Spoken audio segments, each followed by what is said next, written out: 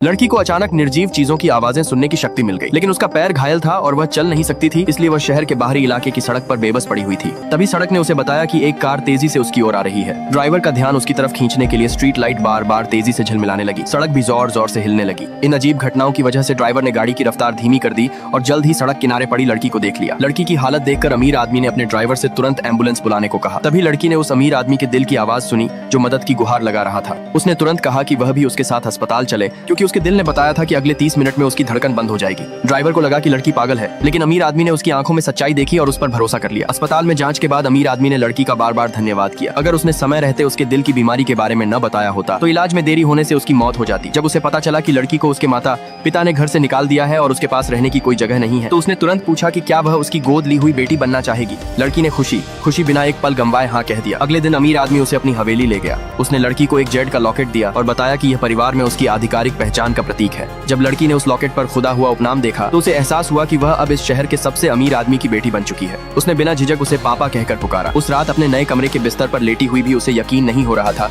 कि उसकी जिंदगी इतनी बदल चुकी है। तभी उसके मोबाइल फोन ने उससे कहा कि जिस ज्वेलरी डिजाइन प्रतियोगिता को वह फॉलो कर रही थी उसमें एंट्री जमा करने की आखिरी तारीख सिर्फ 5 दिन दूर है। उसे तुरंत याद आया कि उसके डिजाइन के असली स्केच अभी भी उसके पुराने घर में पड़े। वह अपने पुराने घर पहुंची ताकि अपने डिजाइन वापस ले सके और हमेशा के लिए उस परिवार से सारे रिश्ते खत्म कर दे। लेकिन जैसे ही वह निकलने वाली थी उसकी गोद ली हुई सौतेली बहन ने उसे रोक लिया। लड़की को उसकी झूठी हमदर्दी से घिन आने लगी। इसी लड़की ने पहले उसके डिजाइन चुराकर उस पर चोरी का झूठा आरोप लगाया था। उसके पिता और बड़े भाई हमेशा उसी सौतेली बहन का पक्ष लेते थे, इसलिए उन्होंने बिना उसकी बात सुने उसे घर से निकाल दिया था। तभी उसके पिता और बड़ा भाई भी वहाँ आ गए। सौतेली बहन ने तुरंत मासूम बनने का नाटक करते हुए कहा कि अगर लड़की वापस घर आ जाए तो वह उसके लिए कुछ भी करने को तैयार है। यह सुनते ही लड़की ने उसे जोरदार थप्पड़ मार दिया। बड़ा भाई तुरंत दौड़कर अपनी बहन के सामने खड़ा हो गया और लड़की से माफी मांगने को कहा। लड़की ने साफ इनकार कर दिया और बोली कि वह यह थप्पड़ बहुत पहले से मारना चाहती थी। गुस्से से तिलमिलाए पिता ने लड़की पर हाथ उठाया, लेकिन लड़की तुरंत झुक गई और उनका थप्पड़ सीधे उनके बेटे के चेहरे पर जा लगा। इससे पिता का गुस्सा और भड़क गया। उन्होंने चिल्लाकर कहा कि आज से उनका उससे बाप बेटी का रिश्ता हमेशा के लिए खत्म हो गया। अब लड़की भी चुप नहीं रही। उसने वर्षों से अपने दिल में दबा सारा दर्द बाहर निकाल दिया।